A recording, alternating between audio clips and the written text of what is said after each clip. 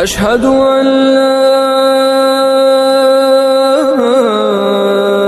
إله إلا الله. فبأي آلاء ربكما تكذبان.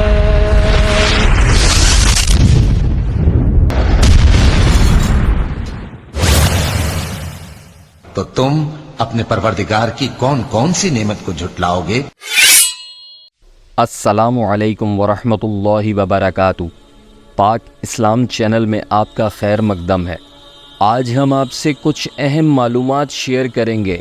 قرآن مجید فرقان حمید کے حوالے سے قرآن پاک میں ان 9 چیزوں کا ذکر آیا ہے جن میں اللہ تعالیٰ کی ذات نے بڑی شفا رکھی ہے، جیسا کہ قرآن شریف۔ قرآن میں 700 بار نماز کی دعوت دی گئی ہے۔ حضرت عائشہ رضی اللہ تعالی عنہا نے سب سے پہلے قرآن کی آیتوں کو گنا۔ قرآن میں سورہ البقرہ سب سے بڑی اور سورہ الکوثر سب سے چھوٹی سورہ ہے۔ قرآن کو پورا ہونے میں 22 سال 5 مہینے 14 دن لگے۔ قرآن میں اللہ کا نام 2584 بار ہے۔ دنیا میں قرآن 103 زبانوں میں ہے۔ قرآن میں 4 مسجد کے نام ہیں: مسجد الحرم، مسجد الزرار، مسجد نبوی، مسجد الاقصی۔ قرآن مجید کی سورہ النحل میں 2 مرتبہ بسم اللہ الرحمن الرحیم شریف آئی ہے۔ قرآن مجید میں حضرت آدم علیہ السلام کا ذکر 25 بار آیا ہے۔ قرآن مجید میں 5 ملکوں اور شہروں کا نام آیا ہے: مصر، روم، مکہ، مدینہ، دین۔ قرآن مجید میں نام احمد 1 بار آیا ہے۔ قرآن مجید کی کنجی بسم اللہ الرحمن الرحیم ہے۔ قرآن مجید سب سے پہلے اونٹ کی کھال پر لکھا گیا۔ قرآن مجید کی سب سے پہلی حافظہ خاتون حفصہ بنت عمر تھیں۔ قرآن مجید کے 540 رکوع ہے۔ قرآن مجید میں خیرات کا حکم 150 بار آیا ہے۔ قرآن مجید لفظ محمد صلی اللہ علیہ وسلم 4 مرتبہ آیا ہے۔ قرآن مجید کی 7 منزلیں ہیں۔ قرآن مجید میں محمد صلی اللہ علیہ وسلم کے 102 نام ہیں۔ قرآن مجید میں اللہ تعالیٰ کے 99 نام مبارک ہیں۔ زینت القرآن سورہ رحمان کو کہتے ہیں۔ قرآن مجید کا دل سورہ یاسین ہے۔ ام الخطاب سورہ فاتحہ ہے۔ قرآن مجید میں 1,05,681 نقطے ہیں۔ قرآن مجید میں 3,23,760 حروف ہے۔ قرآن مجید میں سب سے زیادہ حرف الف استعمال ہوا ہے۔ قرآن مجید میں پہلا سجدہ 90 پارے میں ہے۔ قرآن مجید میں پیغمبروں میں سب سے زیادہ ذکر موسیٰ علیہ السلام کا آیا ہے۔ صدقہ۔ حضرت ابو ہریرہ رضی اللہ تعالی عنہ کہتے ہیں کہ ایک شخص نے عرض کیا کہ یا رسول اللہ صلی اللہ علیہ وسلم، ثواب کے اختیار سے کون سا بڑا صدقہ افضل ہے؟ آپ صلی اللہ علیہ وسلم نے فرمایا، افضل صدقہ وہ ہے کہ تم اللہ کی راہ میں اس وقت اپنا مال خرچ کرو جب کہ تم توانا اور تندرست ہو اور مال جمع کرنے کی حرص رکھتے ہو، فقر و افلاس سے ڈرتے رہو اور حصول دولت کے امیدوار ہو۔ یاد رکھو، صدقہ خیرات کے معاملے میں ڈھیل نہ دو، یہاں تک کہ جب تمہاری جان ہلک میں آ جائے تو کہنے لگو کہ اتنا مال فلاں کے لیے ہے اور اتنا مال فلاں کے لیے ہے، دوران حالکہ اس مال کا مالک فلاں وارث ہو جائے۔ بخاری و مسلم۔ ابو ہریرہ رضی اللہ تعالی عنہ بیان کرتے ہیں، انہوں نے عرض کیا، اللہ کے رسول کون سا صدقہ افضل ہے؟ آپ صلی اللہ علیہ وسلم نے فرمایا، غریب آدمی کا محنت کی کمائی سے صدقہ کرنا اور اپنے زیر کفالت افراد سے آغاز کرنا۔ صلہ رحمی رسول اللہ صلی اللہ علیہ وسلم نے فرمایا، صلہ رحمی کرنے والا وہ شخص نہیں ہے جو بدلہ چکائے، بلکہ حقیقی صلہ رحمی کرنے والا وہ شخص ہے جو رشتہ نہ توڑنے پر بھی صلہ رحمی کرے۔ حضور صلی اللہ علیہ وسلم نے فرمایا، صلہ رحمی کرنے والا وہ شخص نہیں ہے جو کہ دوسرے رشتہ داروں کے کیے ہوئے احسانات کا بدلہ چکائے، بلکہ صلہ رحمی کرنے والا وہ ہے کہ جب دوسرے اس کے ساتھ قطع رحمی کا معاملہ کریں تو یہ ان کے ساتھ اچھا سلوک کرے۔ حضرت انس بن مالک رضی اللہ عنہ سے روایت ہے کہ میں نے رسول اللہ صلی اللہ علیہ وسلم کو فرماتے ہوئے سنا کہ جو اپنے رزق میں وسعت یا عمر میں درازی چاہتے ہوں، اس سے چاہیے کہ صلہ رحمی کرے۔ سورہ فاتحہ۔ حضرت سیدنا ابو ہریرہ رضی اللہ تعالی عنہ فرماتے ہیں کہ میں نے سید المبلغین رحمت للعالمین صلی اللہ علیہ وسلم کو فرماتے ہوئے سنا کہ اللہ عز و جل فرماتے ہیں کہ میں نے قراءت کو اپنے اور اپنے بندوں کے درمیان دو حصوں میں تقسیم کر دیا ہے، اور میرے بندے کے لیے وہی ہے جو وہ مانگے۔ ایک روایت میں ہے کہ اس میں سے آدھی قراءت میرے لیے ہے اور آدھی میرے بندے کے لیے۔ جب بندہ الحمدللہ رب العالمین کہتا ہے تو اللہ عز و جل فرماتے ہیں کہ میرے بندے نے میری ثنا بیان کی۔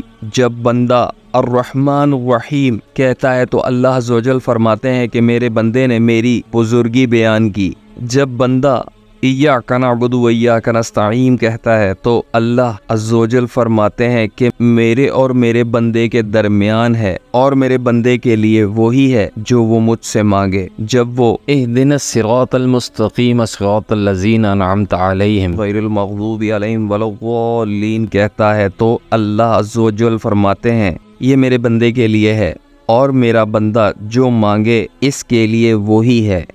اس سورہ مبارک کے بہت سارے فضائل ہیں، جن میں سے چند ایک فضائل درجہ ذیل احادیث سے واضح ہوتے ہیں۔ حضرت ابو ہریرہ رضی اللہ تعالی عنہ سے روایت ہے کہ رسول اللہ صلی اللہ علیہ وسلم نے فرمایا، مجھے اس ذات کی قسم جس کے قبضے میں میری جان ہے کہ سورہ فاتحہ جیسی کوئی سورہ توریت، انجیل، زبور میں نازل ہوئی اور نہ ہی قرآن مجید میں۔ آپ صلی اللہ علیہ وسلم نے فرمایا، یہ وہی سبع مثانی ہے جو اللہ تعالیٰ نے مجھے عطا فرمائی، اور سورہ فاتحہ ہر مرض کی دوا ہے۔ شہد ایک انمول نعمت ہے جو اللہ تعالیٰ نے انسانوں کو عطا کیا، اور اس کی افادیت اور کارگزاری کا تذکرہ قرآن مجید میں فرمایا۔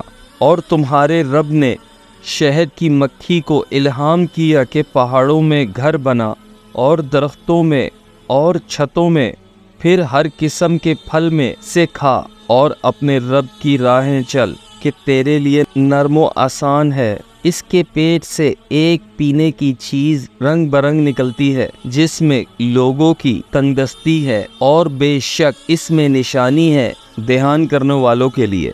قرآن کی اس آیات کریمہ میں شہد کی مکھی اور شہد کے متعلق جو بیان ہے، اس میں 3 نکات بہت اہم ہیں۔ نمبر 1، شہد کی مکھی کے ٹھکانے بلندیوں پر ہوں گے۔ نمبر 2، اپنا رزق پھلوں سے حاصل کریں گی۔ نمبر 3، اس کے منہ اور پیٹ کے مختلف العنوان جو ہر خارج ہوں گے جس میں شفا ہے۔ قرآن مجید میں جہاں جنتیوں کے کھانے اور پینے کا تذکرہ ہے، وہی شہد کا بھی تذکرہ ہے، جس سے اس کی اہمیت اور افادیت مسلم ہو جاتی ہے۔ جنت کے بہترین مشروبوں میں 4 چیزوں کا تذکرہ ملتا ہے: دودھ جس کا ذائقہ کبھی تبدیل نہ ہوگا، شراب جو خشک ذائقہ ہوگا، شفاف پانی، مصفی شہد۔ رسول اللہ صلی اللہ علیہ وسلم نے اسے اپنے مشروب میں نہ صرف یہ کہہ کر شامل رکھا بلکہ تاکید بھی فرمائی۔ شہد کا استعمال حضور صلی اللہ علیہ وسلم نے دوا کے طور پہ بھی استعمال کیا۔ کلونجی فرمان مصطفیٰ صلی اللہ علیہ وسلم ہے، کالا دانہ کلونجی میں موت کے سوا ہر بیماری کی شفا ہے۔ آب زمزم ایک حدیث قدسی کے مطابق آب زمزم کا پانی جس غرض سے بھی پیا جائے مفید ہے۔ ابن ماجہ۔ آب زمزم کی اسلام میں بڑی اہمیت ہے۔ نبی کریم صلی اللہ علیہ وسلم نے فرمایا، جس کا مفہوم ہے زمزم کو کھڑے ہو کر قبلہ رخ ہو کر احترام سے پیا جائے، اسے 3 سانس لے کر دائیں ہاتھ سے پیا جائے۔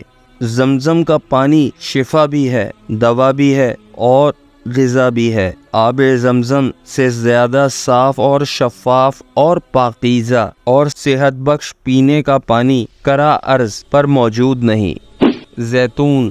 حضرت ابو الانصاری رضی اللہ عنہ فرماتے ہیں کہ رسول اللہ صلی اللہ علیہ وسلم نے فرمایا، زیتون کے تیل کو کھاؤ اور اس سے جسم کی مالش کرو کہ یہ ایک مبارک درخت ہے۔ حضرت زید بن ارقم رضی اللہ تعالی عنہ سے روایت ہے کہ ہمیں رسول اللہ صلی اللہ علیہ وسلم نے حکم دیا کہ ہم ذات الجنب کا علاج قصبۃ البحری اور زیتون کے تیل سے کریں۔ حضرت ابو ہریرہ رضی اللہ تعالی عنہ فرماتے ہیں کہ تاجدار انبیاء صلی اللہ علیہ وسلم نے ارشاد فرمایا، زیتون کے تیل کو کھاؤ اور اسے لگاؤ کیونکہ اس میں 70 بیماریوں سے شفا ہے، جن میں ایک کوڑ بھی ہے۔ زیتون کا درخت 3 میٹر کے قریب اونچا ہوتا ہے۔ چمکدار پتوں کے علاوہ اس میں بیری کی شکل کا ایک پھل لگتا ہے جس کا رنگ اودہ جامنی، ذائقہ بظاہر کسیلا اور چمکدار ہوتا ہے۔ مفسرین کی تفصیلات کے مطابق زیتون کا درخت کی تاریخ کا قدیم ترین پودا ہے۔ طوفان نوح کے اختتام پر پانی اترنے کے بعد زمین پر سب سے پہلی چیز نمایاں ہوئی وہ زیتون کا درخت تھا۔ اس پس منظر کی بدولت زیتون کا درخت سیاست میں امن اور سلامتی کا نشان بن گیا۔ سفر۔ ابو ہریرہ رضی اللہ تعالی عنہ سے روایت ہے کہ ایک شخص نے کہا، اللہ کے رسول، میرا سفر کا ارادہ ہے، لہٰذا آپ مجھے وصیت کیجیے۔ آپ نے فرمایا، اللہ سے تقوی اختیار کرو اور ہر اونچی جگہ پر اللہ اکبر کہو۔ پھر جب آدمی پلٹ کر سفر پر نکلا تو آپ صلی اللہ علیہ وسلم نے فرمایا، اے اللہ، زمین کی لمبائی مسافت اس کے لیے ختم کر دے اور اس کے لیے سفر کو آسان بنا دے۔ تمام ناظرین سے ہم یہ گزارش کرتے ہیں کہ ہماری اس ویڈیو کی معلومات کو زیادہ سے زیادہ لوگوں کے ساتھ شیئر کریں اور ہمارے چینل کو سبسکرائب کرنا مت بھولیے گا۔ ملتے ہیں نیکسٹ ویڈیو میں۔ جزاک اللہ خیر۔